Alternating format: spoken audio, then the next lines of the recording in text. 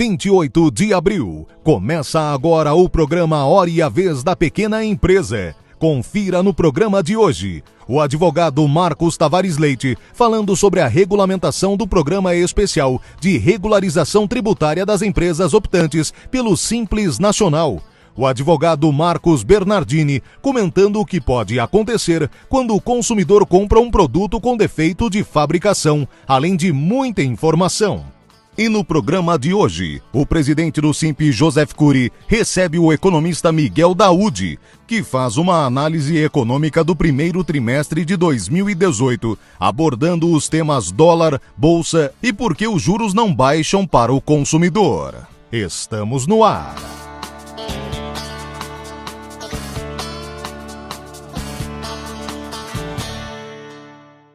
Nesta semana foi regulamentado o PERT, Programa Especial de Regularização Tributária das Microempresas e Empresas de Pequeno Porte. O advogado Marcos Tavares Leite esclarece importantes pontos. Fique atento. Ratificando alguns dispositivos da lei complementar que autoriza esse parcelamento especial e trazendo algumas outras disposições, está previsto que a adesão deve ser feita até o dia 9 de julho deste ano e o contribuinte deverá pagar 5% do valor atualizado em até 5 parcelas equivalentes a 1% cada uma em relação ao valor da dívida.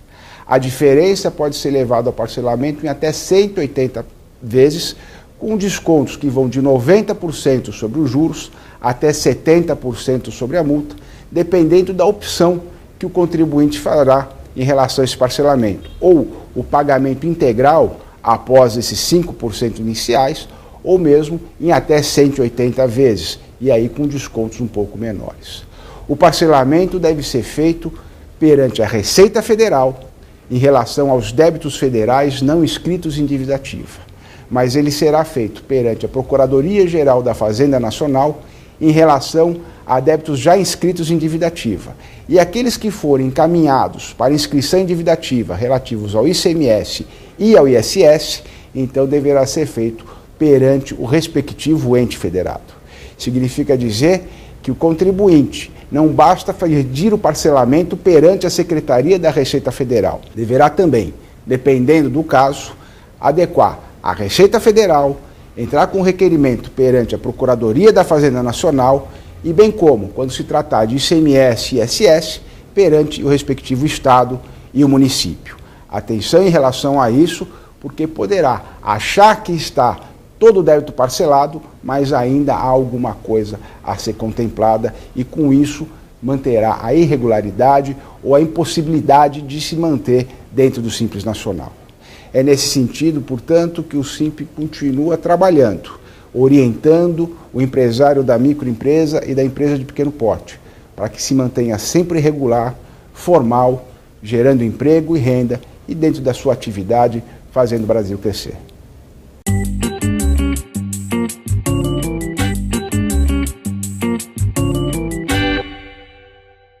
No dia 19 de abril, o economista Roberto Luiz Troster lançou o livro O Beabá da Política Econômica no Brasil de 2018. O evento ocorreu no auditório da FIP e contou com uma palestra do autor sobre o tema da obra, além de sessão de autógrafos. O livro é para não economistas que queiram entender melhor o que está acontecendo na economia brasileira e, mais importante, o que pode acontecer. As pessoas leiam para poder votar bem, escolher bem as propostas dos candidatos a presidente, deputado, senador em outubro desse ano.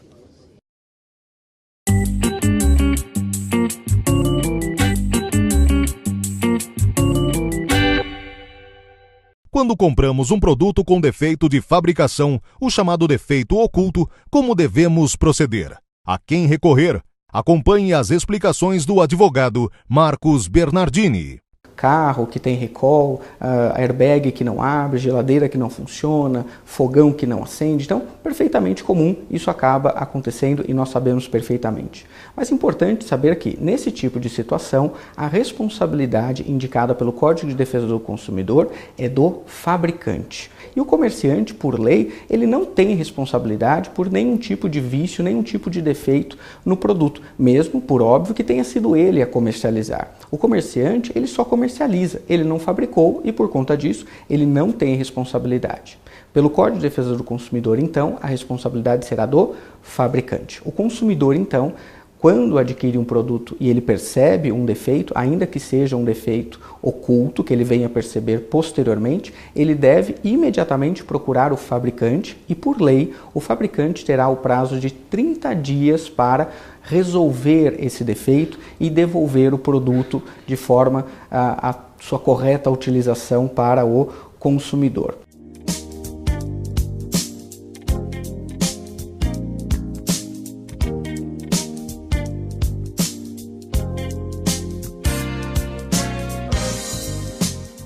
O Pico da Neblina, localizado no norte do estado do Amazonas, nas proximidades da fronteira com a Venezuela, é o ponto mais alto do Brasil, com 2.995 metros de altitude.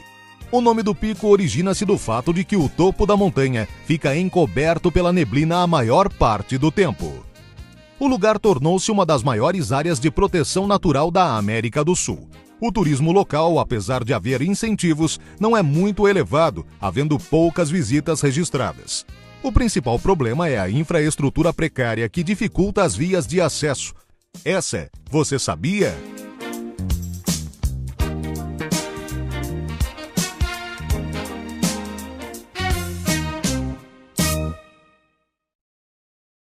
No dia 24 de abril aconteceu em São Paulo a comemoração dos 40 anos do Manual de Contabilidade Societária, bibliografia que é referência para os estudiosos e profissionais da área. O evento, que foi liderado pela Faculdade FIPECAF, aconteceu no auditório da Faculdade de Economia, Administração e Contabilidade da Universidade de São Paulo. Na ocasião estiveram presentes os autores da publicação, além do diretor-presidente da FIPECAF, professor Wellington Rocha. Falar sobre a história da FIPECAF, a trajetória desta fundação, que é uma das 3 fundações desta faculdade, Faculdade de Economia, Administração e Contabilidade da Universidade de São Paulo. Somos uma das 3. Nossas irmãs, FIP e FIA, cuidam das áreas de Economia e Administração.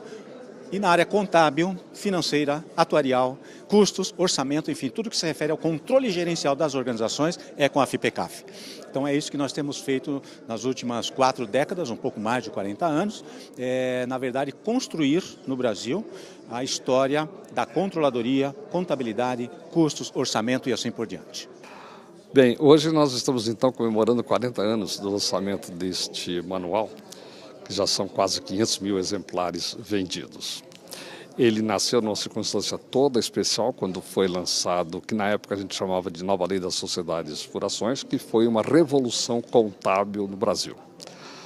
A Faculdade de Economia e Administração e Contabilidade da USP era a única escola que ensinava aquela contabilidade que foi importada dos Estados Unidos. Inicialmente ela foi programada para ser uma obra destinada aos profissionais de contabilidade. Mas no final ela acabou virando uma obra que também atende à didática e ao ensino.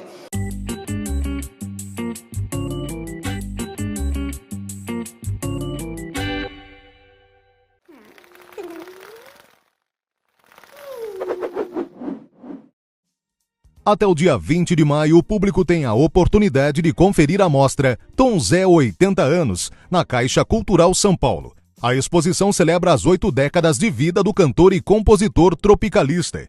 O acervo reúne fotos, textos, documentos, obras gráficas, digitais e interativas que retratam a trajetória do compositor, cantor, arranjador e escritor baiano. A Caixa Cultural fica localizada na Praça da Sé, número 111, no centro de São Paulo. Confira!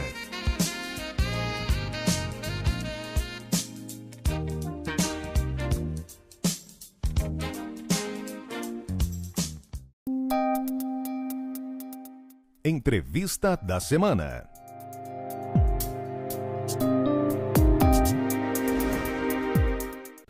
O nosso convidado de hoje é o Dr. Miguel Daoudi, especialista em análise política e direito econômico. É um prazer ter conosco. Eu que agradeço o convite mais uma vez. Bom, vamos falar hoje sobre crédito, juros, dólar, enfim, a economia como um todo. Vamos começar com juros. O governo reduziu os juros para o aplicador mas para o tomador os juros continuam igual ou mais alto. Qual a sua avaliação e por quê? Bom, essa é uma realidade que nós não vamos nos livrar disso, de uma taxa de juros para os mortais, né? Principalmente para o pequeno e microempresário, que hoje vai ao banco e paga lá 60%, 70%, até 80% de juros ao ano, quando aquele que tem um dinheirinho que sobra recebe menos de 6% no banco. Então, por que é essa brutal diferença, né? Aí, mesmo que a taxa Selic seja reduzida a zero, essa diferença vai existir. Porque na composição da taxa de juros, né, o banco inclui o percentual do depósito compulsório, que ele não empresta, mas fica no Banco Central, e tem a taxa de inadimplência, que chega hoje a quase 47%, que é uma taxa também que não é muito clara para a sociedade, porque o Brasil é um dos países do mundo que tem uma menor inadimplência. Quer dizer, o brasileiro, ele paga suas contas em relação a outro país que tem taxa lá embaixo, tem uma coisa que precisa ser esclarecida. A cunha fiscal, os tributos, porque o governo se vale também de arrecadação desses empréstimos, chega aí a quase 20%. Tem o lucro do banco, né, que chega a 25%, e tem também as despesas do banco. Então, na realidade, se nós não mexermos nessa estrutura hoje do crédito, nós jamais vamos reduzir a taxa de juros. E nós não conseguimos entender, né, a hipocrisia que existe do governo no sentido de dizer o seguinte: não, agora a taxa Selic caiu, a taxa de juros vai melhorar. Não, não vai melhorar, porque se ele não diminuir os impostos, se ele não pedir para o Banco Central intervir nessa questão do spread, que está referido na inadimplência, na administração, enfim, essas coisas todas. Então não adianta nós ficarmos discutindo a taxa de juros. Agora, por outro lado, o país não vai crescer a taxas para cobrir a demanda, né, de renda, emprego, se nós não tivermos um crédito fácil. Porque o crédito, ele é o oxigênio da economia. Como o sangue, ele precisa do oxigênio do nosso organismo. Sem dúvida. Então, não tem jeito. Então, essa hipocrisia. Agora, quando a gente começa a olhar, né, os planos dos governos, não, porque o governo vai ter que diminuir o tamanho do Estado. Sim, tudo isso precisa fazer, mas o que precisa ser feito é o governo mexer nessa questão da taxa de juros. Então, em síntese, a alta taxa de juros o governo quer porque ele tem uma arrecadação tributária e esse dinheiro vai para o caixa do governo, é isso? Exatamente. Resumindo uma longa história. O senhor resumiu muito bem. Então ele usa isso no juros, no crédito, né, uma forma um instrumento fiscal para arrecadar. Ele usa isso na gasolina, né, no óleo diesel, no gás de cozinha, na energia. Por que ele não reduz os encargos, os impostos desse serviço? Porque é um instrumento de arrecadação. Por que ele precisa arrecadar? Porque ele gasta demais. Por que ele gasta demais? Porque durante anos essas despesas vieram se acumulando, como foi a barbeiragem que o governo cometeu quando ele lançou a reforma da Previdência. Não que a Previdência não precisa ser reformada, precisa. Mas quando ele falou, eu vou reformar a Previdência, ele tinha que saber que o desemprego estava aumentando, isso diminui a arrecadação, que existem várias pessoas que poderiam se aposentar, e isso aconteceu. Só esses fatos, né, esses dois fatores, levaram a um rombo de 40 bilhões. Então ele quer cortar o quê? Quer dizer, ao passo que se ele fizesse ao contrário, vamos fazer o país crescer para aumentar a arrecadação, e aí nós vamos ajustando as coisas. Mas ele não pode fazer isso, porque ele tem tem compromisso muito grande, precisa arrecadar, ele vai ter que arrecadar em cima da sociedade, então ele mata a economia. Então nós caminhamos para um cenário de um choque econômico lá na frente. Aí quando nós olhamos os candidatos, qual seria o melhor candidato para presidente do Brasil? Aquele que fosse capaz de romper essa hipocrisia, e nós temos uma nova Constituição, onde o Legislativo tinha a sua função e o Executivo a sua função. Não um ficar comprando o outro para poder se sustentar. Mas esse cenário, não existe a possibilidade de mudança no curto a médio prazo? De mudança da relação do Executivo com o Congresso? Porque, na verdade, os partidos políticos no Congresso são a base de sustentação do governo. Se o governo não tiver o Congresso com ele não governa. Como é que se muda isso? Porque se correr, o bicho pega, se ficar, o bicho come, é exatamente isso. Então tem que romper esse sistema, né? Tem que romper esse sistema, fazer uma nova Constituição, né, onde os partidos e o próprio Executivo tenham um projeto para a nação, porque, em primeiro lugar, o Brasil tem que ter um projeto. Se nós não tivermos um projeto onde os partidos políticos tenham consenso daquele projeto para que nós possamos levar o país a crescer, gerar renda, gerar emprego, nós não vamos sair disso. Infelizmente, o Brasil ele está na mão de políticos e governo que vive uma hipocrisia muito grande. Eu digo hipocrisia porque eles mostram uma coisa, falam uma coisa, quando a realidade é absolutamente outra. O pequeno e microempresário que está nos assistindo, a sociedade de uma maneira geral, sabem disso. Quer dizer, a situação não está fácil. Juros, nós já vimos que não vai baixar. Quem tem dinheiro aplicado recebe menos de 6%, quem toma dinheiro paga as taxas na estratosfera, porque o governo quer arrecadar. Mas não consegue nem pagar, né? Não consegue pagar, a inadimplência sobe. A atividade econômica não dá para pagar. É verdade. Na agricultura a gente fala que nem maconha irrigada dá para pagar as taxas de juros. Meu Deus, meu Deus. Bom, dólar, qual a sua visão quanto ao dólar? O dólar está subindo... É em função do quê? Bom, o dólar tem dois fatores, né? Um é o cenário externo, que imagina-se que a economia americana vai crescer muito, está gerando mais emprego, e isso pode fazer com que haja uma elevação de taxa de juros, e aí os investidores que têm dólar no mundo todo correm para os Estados Unidos. Mas esse fato está na contramão do que está acontecendo aqui no Brasil. Em outros países está havendo uma valorização das moedas em relação ao dólar, aqui já desvalorizou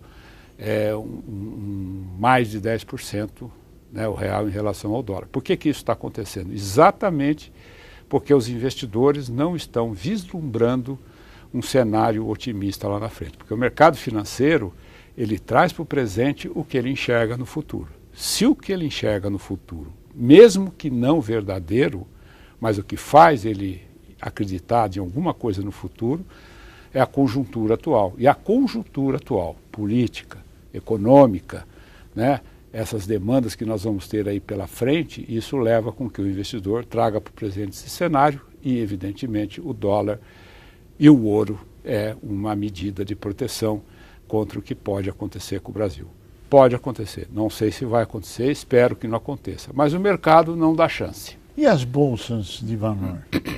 Bom, o que é a Bolsa, né? A Bolsa é composta por empresas, né, que vivem num ambiente de negócio do Brasil, que está sujeita a juros, câmbio, custo, né, e tudo isso acaba fazendo com que essas empresas tenham uma queda na sua rentabilidade e, consequentemente, distribui menos dividendos, os acionistas minoritários deixam de receber menos. Agora, quais as melhores ações na Bolsa? De banco, né? Porque os bancos têm, né, ganhos estratosféricos, né? Que tem um ditado até que diz, não sei se eu já falei esse ditado aqui, que quem parte reparte e não fica com a melhor parte é bobo, não tem arte, que é o caso dos bancos, né? Então, o banco tem lucro em cima de lucro. Inclusive, existem bancos que salvam a matriz lá fora.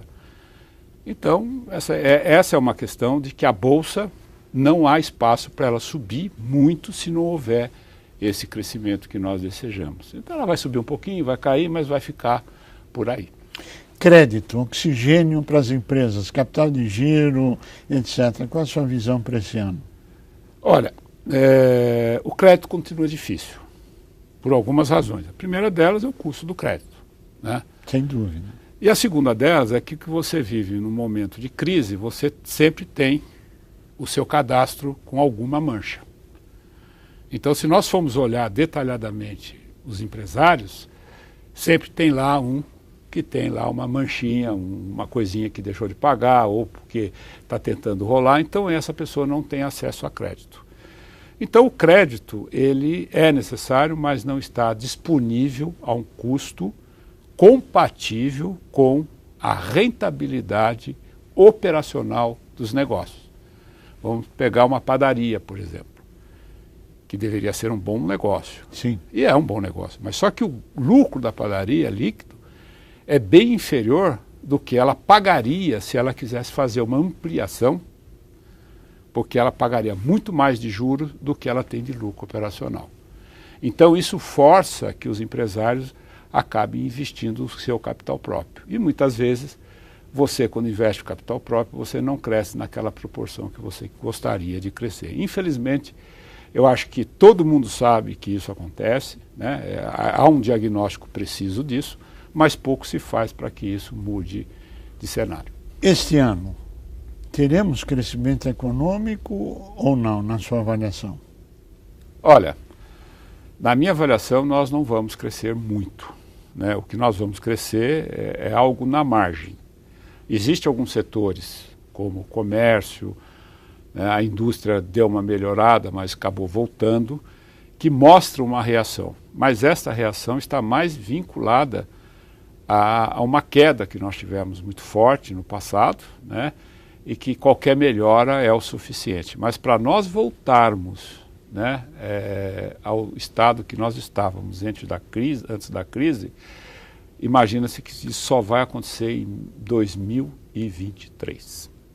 Eu acho que vai ser mais, mas eu estou seguindo as análises mais apuradas, só 2023. Bom, na verdade, o que nós estamos afirmando é que a crise vai continuar, a recessão vai continuar e as dificuldades vão continuar.